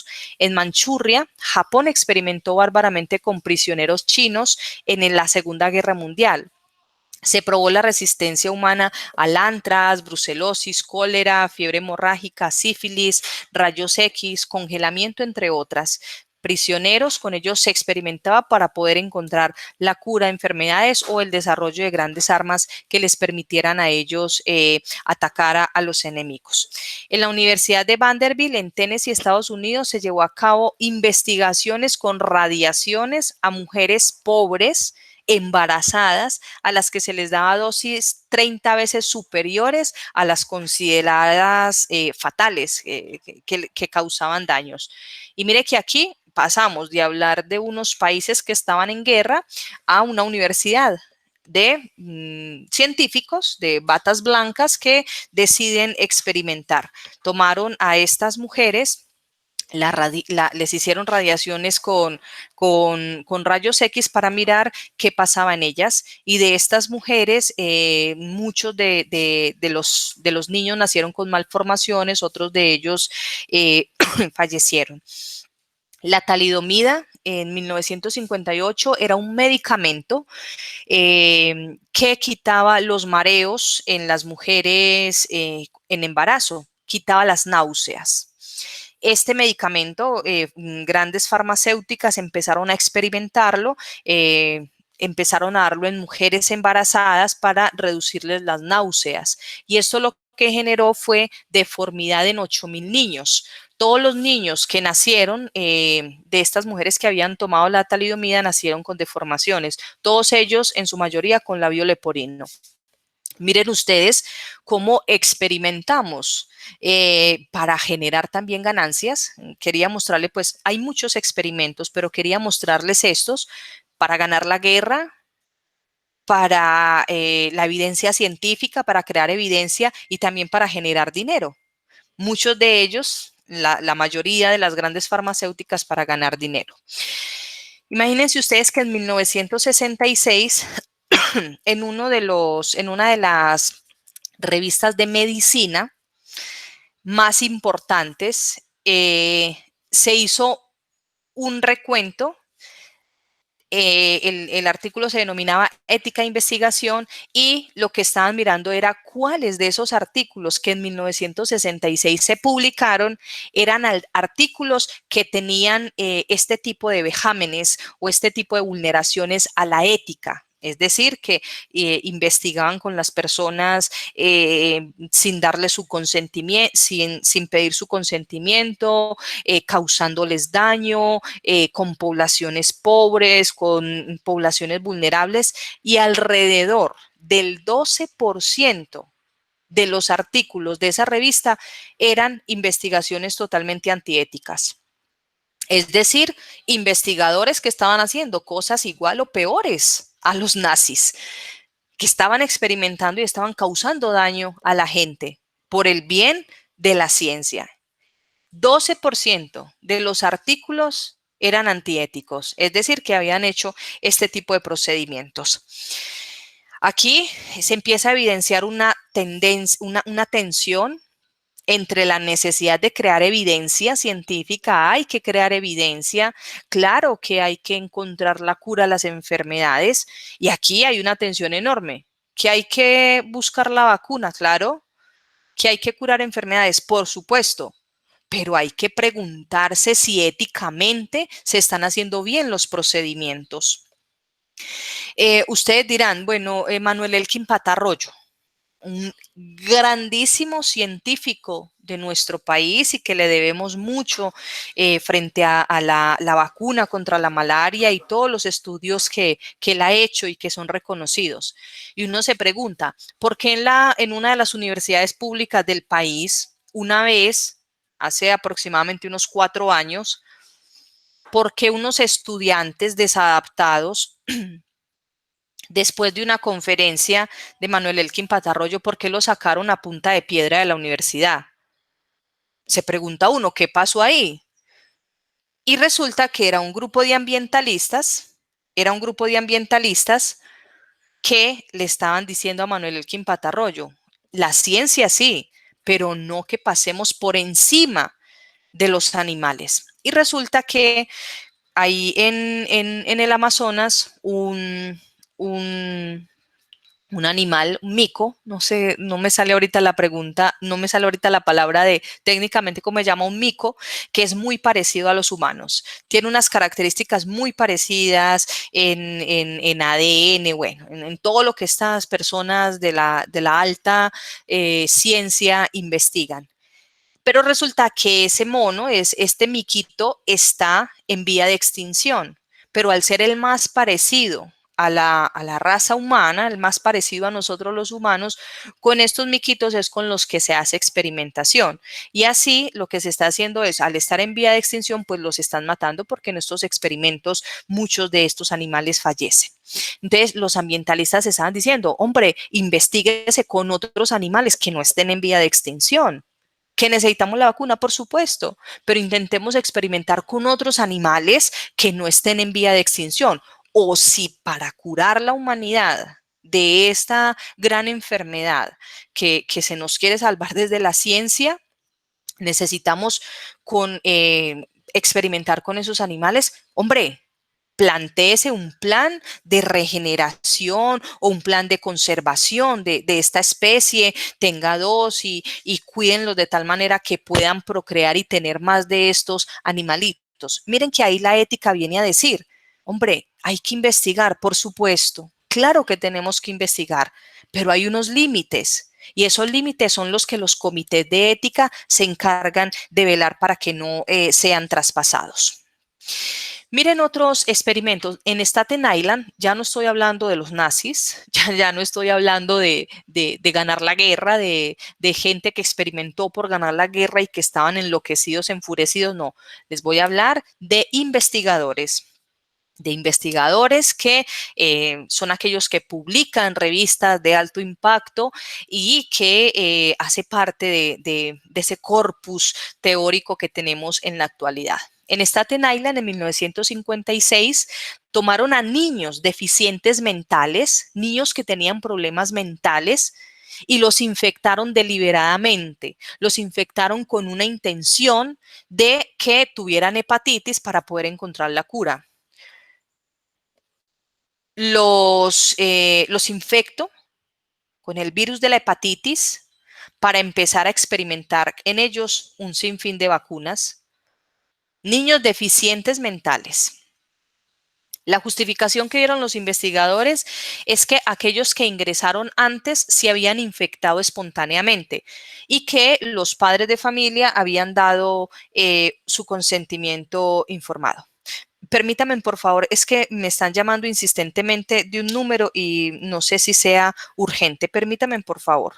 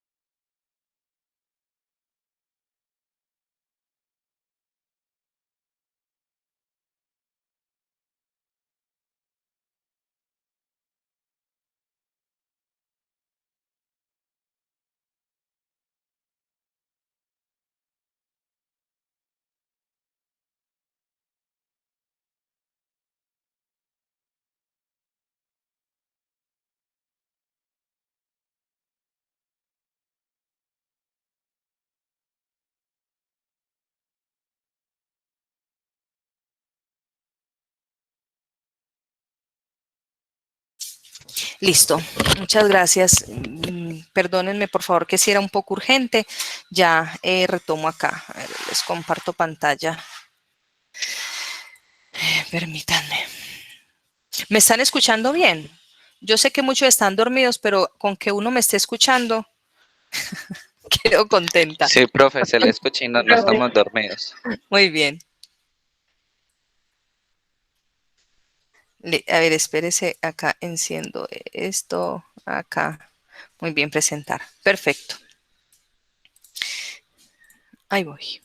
Listo. Entonces, estos investigadores dijeron que no, que los padres de familia habían dado el consentimiento.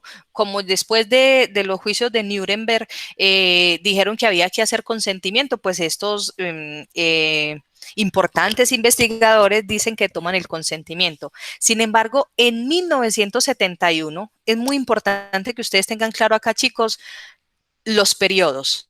En 1956 se hacen las investigaciones. Y en 1971 descubren que fue una investigación antiética. Se los digo por qué. Porque a día de hoy estamos haciendo investigaciones muy antiéticas. Seguramente en unos 15 años la humanidad o los que van avanzando en bioética van a decir, oiga, ¿eso qué se hizo? Terrible. Jue madre, ¿cómo es posible que encuentren la cura para el coronavirus que está acabando con la humanidad? Y unas farmacéuticas estén creando un monopolio económico de las vacunas. Nosotros como hasta ahorita estamos ahí en la cosa, pues no vemos la gravedad, pero en unos 15 años van a decir, jue madre, ¿cómo así que esa vacuna tenía precio? ¿Cómo así que hubo corrupción con las vacunas si era el derecho a la vida? Miren esto, Staten Island 1956 hacen la investigación. Publicaron los resultados en una revista de alto impacto y se les hinchó el ego a los investigadores y hasta 1971 revelaron que la investigación y que la autorización que habían dado los padres había sido por coerción. Coerción, ya saben el concepto, en el experimento de Stanford. Coerción es que te dan dinero y te dicen calladito. calladito se ve más bonito. Eso es coerción. O no se lo digo así, sino que le digo, mira, te voy a dar la plata, pero es importante que firmes este documento. Eso es coerción. Miren ustedes en Nueva York, 1963, en un hospital de judíos enfermos crónicos de Brooklyn, tomaron a 22 ancianos y los inyectaron con células cancerosas sin su consentimiento. Los ancianos ni siquiera sabían, para mirar la capacidad de rechazo. A día de hoy sabemos que el cáncer sobrevive más fácil en jóvenes que en ancianos. En los ancianos es más fácil matar las células cancerosas que en los jóvenes. Pues estas investigaciones demostraron eso. ¿Qué pasó? Afortunadamente se les suspendieron las licencias a los investigadores. Al menos un hito histórico se les suspendieron. Desafortunadamente, al poco tiempo, les volvieron a dar sus licencias y quedaron bajo vigilancia y se les excusó en nombre de la ciencia. Estaban buscando en nombre de la ciencia. En Tuskegee ya ustedes conocen, y esto, insisto, miren los tiempos. 1932. Yo esta semana reflexionaba cuando estaba preparando esta clase con tanto amor para volverlos a ver a ustedes.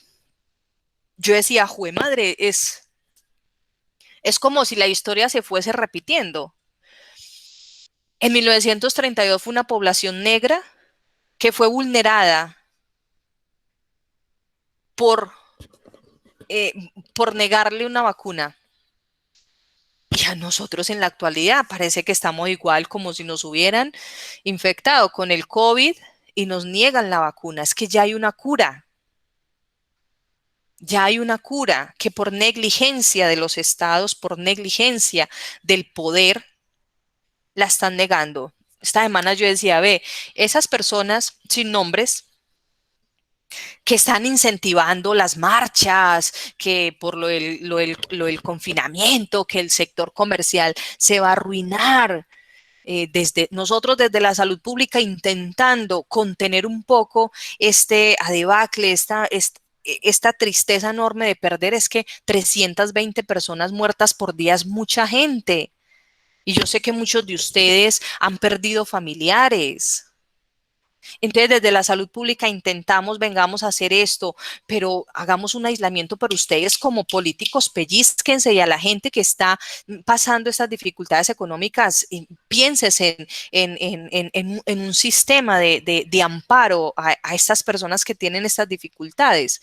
Yo decía, qué bueno que estas personas que están incentivando estas marchas, que afortunadamente tienen buen dinero y buenas tierras, deberían vender todo ese montón de tierras y empezar a comprar vacunas para que esto se reactive rápido.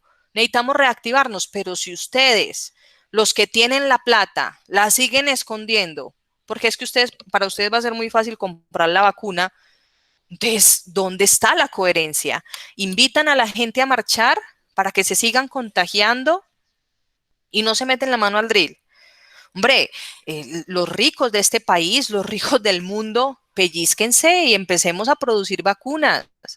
La vacuna que compra Colombia, la de Pfizer, la más costosa, dentro de las más costosas, que tiene que tener unos procesos altísimos para su conservación, unos congeladores que son costosísimos, y además la de Pfizer viene en unos recipientes que vienen 5 dosis. Entonces hay que contratar personal para que de esas 5 dosis empiecen a sacar cada dosis, y son 2 aplicaciones y es la más costosa.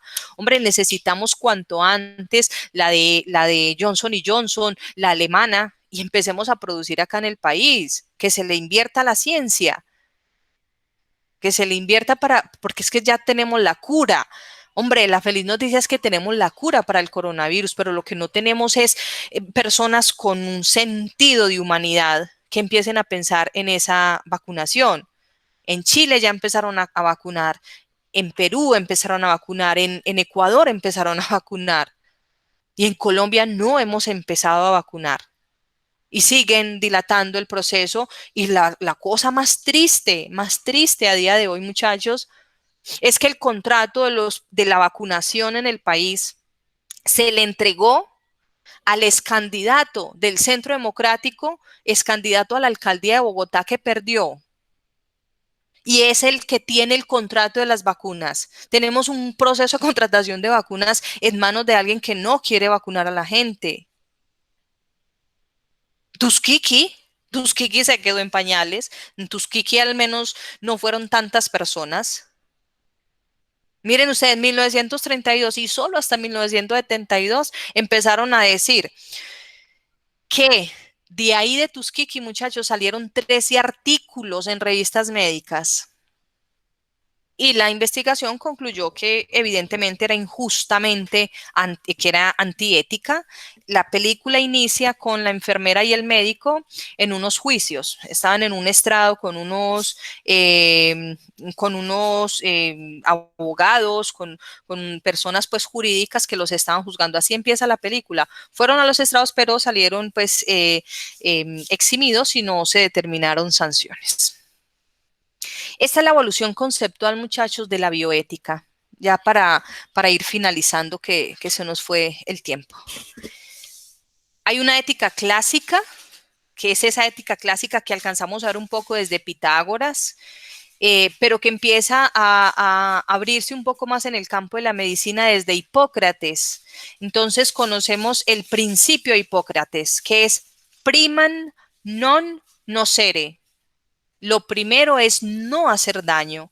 Entonces, Hipócrates, cuando un médico hace el juramento hipocrático, en ese juramento hipocrático que lo invito a que lo vean, a mí me gusta mucho el que hace Cantinflas, ustedes pueden poner juramento hipocrático Cantinflas, es bellísimo, donde se le dice al médico, su deber es evitar hacerle daño a la gente, tiene que buscar siempre el bien. Entonces, desde esa ética clásica, lo primero es no hacer daño. Pasamos a esa ética de la investigación con Nuremberg. Luego, Declaración de Helsinki, Belmont, del Comité Médico Social y la bioética en la salud propuesta por la Organización Panamericana para la Salud. Como esto queda ahí registrado y la diapositiva, voy a pasar a las fechas, a explicar esto que ustedes ven acá desde esa ética conceptual a las fechas. El Código de Nuremberg en 1947. Hay una decisión jurídica que condena las atrocidades de los médicos nazis y ahí lo primero que se dice es, tenemos que empezar a crear comités de bioética donde la participación de los sujetos sea voluntaria. A la gente usted no la puede obligar, usted no puede obligar a la gente, no la puede obligar a participar en las investigaciones y no le puede coartar su libertad. Es decir, ese experimento de Stanford, donde a la gente la condicionaron, que no le daban la plata si se salía del experimento, no se puede hacer. Entonces, el Código de Nuremberg lo que nos enseñó fue, usted a la gente no la puede obligar a participar de una experimentación. Entonces, a ese gran Código de Nuremberg, recuerden, el Código de Nuremberg es los juicios de Nuremberg que se hacen a estos médicos nazis, a estos que participaron en la Alemania nazi, de ahí surge el primer concepto para los principios de la bioética, el consentimiento informado, el respeto por la autonomía. Autonomía, el primer principio de la bioética. Usted a la gente no la puede obligar. ¿Y cómo va a respetar usted la autonomía? Con el consentimiento informado. ¿Qué es un consentimiento informado? Donde usted a la persona le va a informar detalladamente lo que va a pasar. ¿Cuál es el objetivo de su investigación? Les voy a mandar un video donde están todas las partes que debe tener un consentimiento informado. Cuál es también un poco de la historia del consentimiento informado. Se los voy a enviar para que lo puedan revisar cuando tengan un tiempito. Entonces, usted en el consentimiento informado informa, valga la redundancia, al sujeto el objetivo, cuál es el alcance, qué busca usted como investigador, cuál va a ser el beneficio que va a tener esa persona, cuál va a ser el riesgo. Usted le tiene que informar a la persona el riesgo que puede obtener y le tiene que informar cuál va a ser la mitigación. Y ese consentimiento es donde se va a respetar la autonomía. Entonces, Nuremberg nos permite decir que las personas hay que respetarlas en su autonomía. En 1947 entonces sale el Código de Nuremberg. Ustedes pueden escribir en internet Código de Nuremberg 1947 y son 2 páginas. Ese es el código. Ese es el respeto de la bioética. 2 páginas en las que dice, usted a las personas no las puede obligar. Usted les tiene que informar. Es donde dice, Todo lo contrario a lo que hicieron los nazis. Ese es el código de Nuremberg. Resulta que a esos médicos nazis se les juzga desde un comité jurídico, es decir, abogados. En 1964 empezaron a decir, no, a ver, un momentito. En Nuremberg muchos de estos médicos salieron libres, o sea, no se les imputaron cargos, no se les generó ningún castigo. ¿Por qué? Porque eran abogados juzgando médicos y pues los abogados no son médicos. Necesitamos médicos que juzguen médicos desde el conocimiento de la causa, desde el conocimiento de lo que hacen. Y ahí la declaración de Helsinki. La declaración de Helsinki, es el nombre del lugar donde hacen la reunión. Se encuentran médicos de todos los países, particularmente de la Unión Europea, y bueno, en aquella época no se habla de la Unión Europea, de todos los países de Europa. Y empiezan a plantear en 1964 que había unas lagunas en investigación clínica, que no sabían muy bien cómo hacerlo de la investigación clínica, que no sabían cómo organizar el riesgo y el beneficio para las personas y se empiezan a crear esos comités de evaluación ética. Entonces, en Helsinki ya son médicos que empiezan a hablar de la bioética, pero como médicos, no como abogados, que fue lo que pasa en el Código de Nuremberg, sino en Helsinki empiezan médicos a juzgar a médicos. Y entonces ahí va el segundo principio de la bioética. Helsinki nos regala el segundo principio de la bioética. El segundo principio de la bioética es beneficencia, no maleficencia. Beneficio y no maleficio, es decir, usted no le va a hacer un mal a la gente, usted lo que va a hacer es un bien a la gente.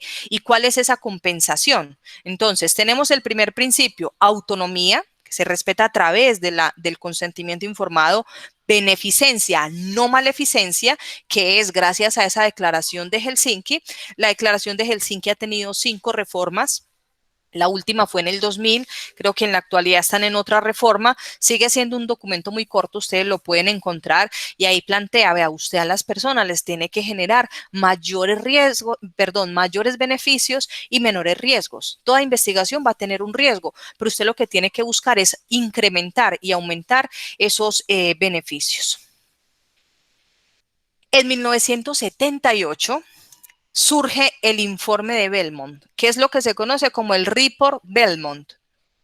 Ese informe de Belmont es el informe que sale después del juzgamiento que se le hace a Tuskegee. Entonces, el reporte de Belmont es una página. Entonces, ahí empiezan a decir, no, a ver, eso que se hizo en Tuskegee es totalmente inconcebible. Esto no puede volver a pasar. Primero, usted a la gente no le puede negar la cura si está en un proceso de investigación y la encuentran, usted se la tiene que garantizar. Y ahí nos regala el informe de Belmont, nos regala otro de los principios. Buenas. Nos regala otro de los principios. Y ese principio es el de justicia. ¿Sí? Primer principio de la bioética, autonomía. Segundo, beneficencia, no maleficencia. Tercero, justicia. ¿Y qué es la justicia? Es decir, el informe de Belmont nos dice, oiga, un momentico, ustedes no pueden experimentar siempre con los pobres, con los vulnerables. ¿Usted por qué tiene que experimentar siempre con los pobres, con los desvalidos, con las personas enfermas? No, usted tiene que ser justo en la distribución de con qué personas va a investigar, porque a toda hora se tienen que ir para los barrios vulnerables a investigar. Echen también para el poblado a investigar. ¿Qué percepción tienen las personas frente al COVID? Y arrancamos a preguntar, vaya también para el poblado y averigüe por allá. La justicia. ¿Por qué siempre tenemos que investigar con personas que están privadas de la libertad, con personas vulnerables, con personas desplazadas? No. ¿Por qué la vacuna del papiloma humano, por qué no se probó en toda Europa?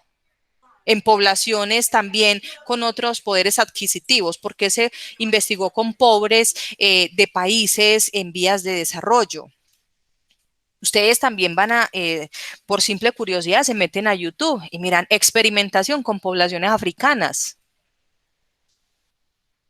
¿Por qué se tiene que experimentar con este tipo de poblaciones? Hay unos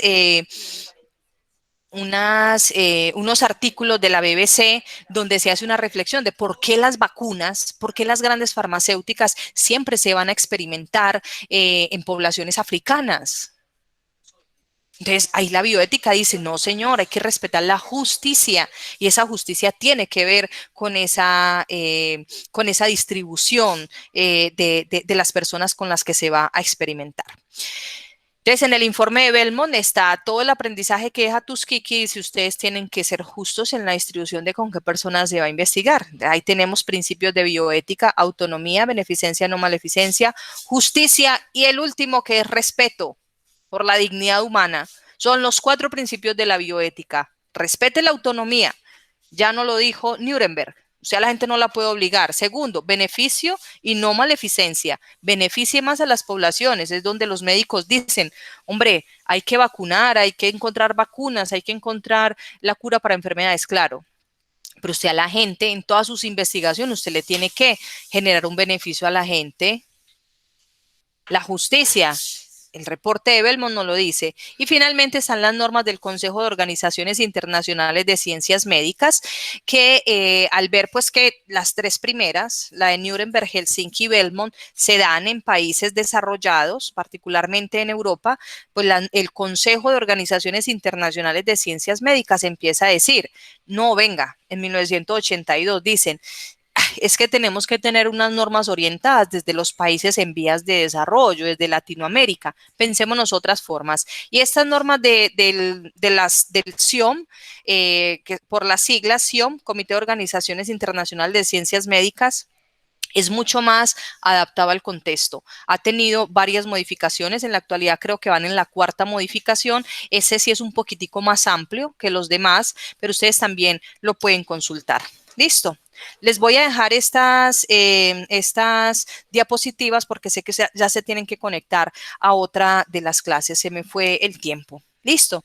Si hay preguntas en el correo, voy a grabar, esta sesión quedó grabada, la voy a subir al canal, del curso de ética para que ustedes la puedan ver y en el foro, ahí en la parte de abajo donde se puede escribir, pueden escribir preguntas porque ya se nos acabó el tiempo. Finalmente, que no me tuvieron que acordar porque lo tenía muy pendiente. Voy a compartirles acá para finalizar el curso, porque ya estamos cerrando. Entonces, estas son las notas que nosotros tenemos. Mapa conceptual sobre la bioética, que es la exposición que acabo de hacer hoy. Los tipos de ética, que es el cuestionario que está en Classroom. El cuestionario de fundamentos éticos de la salud pública, que también está en Classroom. El foro de duda razonable, que usted también está en Classroom, la participación en la pizarra sobre la situación mundial colombiana cuando hicimos la línea de tiempo, esta participación, y el consentimiento informado, que esto no es nota. Disculpen acá, esto no es nota, este es el enlace que les voy a enviar para que puedan ver cuando tengan un tiempito las partes de un consentimiento informado. Listo. Entonces, serían en total estas 5 notas, 1, 2, 3, 4, 5. Mapa conceptual sobre bioética que tienen plazo hasta el 28 de enero para enviarlo. Tipos de ética del cuestionario Classroom. Fundamentos éticos de la salud pública que también está en Classroom. El foro sobre duda razonable y esta participación en la pizarra que esta ya pues la tengo registrada de aquellas personas que estuvieron ahí en esa clase. ¿Listo? ¿Preguntas? Profe, pues yo tengo Sí. una duda. Esta de que tú estás comentando de la línea de tiempo, pues no te tenía, pues yo le mandé una línea de tiempo. Esa no es nota, ¿o sí? Sí, esa es nota. Claro que sí. Ah, ok. Entonces, ¿la participación o el trabajo que Es mandamos? el trabajo que mandaron y esa participación pues que se hizo en esa línea de tiempo. Aquel que participó en la línea de tiempo y no la envió, tomó la participación y aquel que mandó el trabajo y no participó también tomó la referencia. ¿Listo? Ok, profe, muchas gracias. Bueno, ustedes. Profe, y Profe, el mapa Sí, mental lo Laura. hacemos con la información de hoy, pues con la clase pasada. Señora, El mapa mental, el mapa conceptual de la bioética lo hacemos con la información de hoy, pues. sí, señora, con la información que yo les dije hoy, entonces el mapa conceptual, bioética, ¿qué es la bioética? Las fechas, muy importante para que se las puedan grabar. El mapa conceptual es para ustedes, para que tengan eso en la cabeza, porque cuando uno hace un mapa conceptual, ojalá ustedes utilicen siempre esta técnica, chicos, para estudiar. Cuando haya un tema muy jodido así, hagan mapas conceptuales, porque el mapa conceptual, al tener una estructura, se les queda más. El cerebro lo asimila más fácil. Entonces, así cuando tengan un examen, si ustedes hacen un mapa conceptual, la memoria visual capta la imagen y así ustedes hacen más fácil el relacionamiento. Entonces, ese mapa conceptual va a ser esta clase que hicimos hoy para que ustedes lo puedan tener. Es sobre la información de hoy. ¿Listo? ¿Alguna otra pregunta?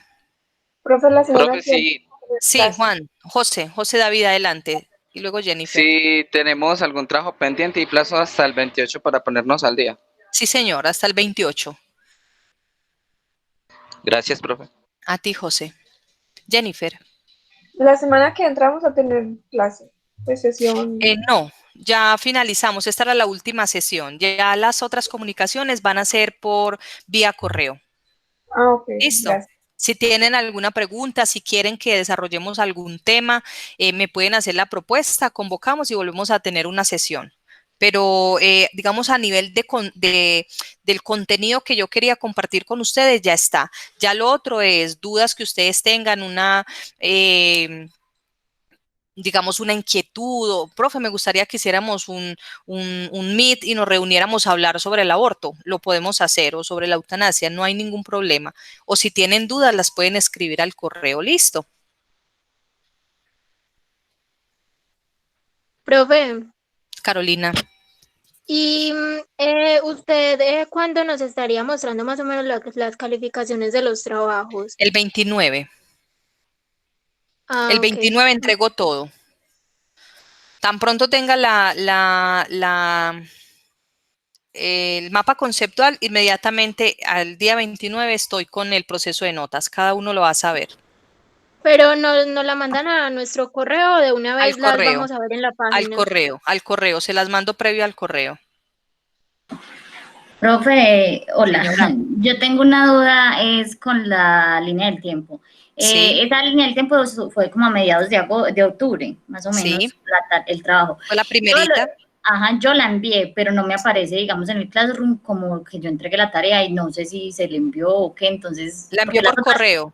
No, se la envié ahí en ese cuestionario que usted me mostró, Ok. que puso en el Classroom. Entonces, no sé si le llegó o qué, o si se la vuelvo a mandar, porque de igual forma yo la hice desde ese tiempo, porque las otras tareas sí me aparecen Si como la que colgaste, debe estar ahí. Y si no la colgaste, intenta otra vez, porque igual le quité le quité las fechas, entonces vuélvela a subir hasta que te aparezca. Listo, profe, muchas gracias. Listo, perfecto. Bueno, chicos, a seguirse cuidando. Un fuerte abrazo. Gracias por estos 9 minutos de más. Profe, Señora, adelante, Raquel. entonces, en el último trabajo que vamos a hacer sobre la clase de hoy es generalizar de todo lo que hablamos. De todo lo que hablamos, hacen un mapa conceptual. Como voy a subir la clase y les voy a mandar las diapositivas, pueden tomarse de ahí. ¿Listo? Listo, profe, muchas gracias. Bueno. Bueno, chicos, hasta luego. Un fuerte abrazo. Cuídense mucho. Voy a dejar de grabar. Muchas gracias, profe, igualmente.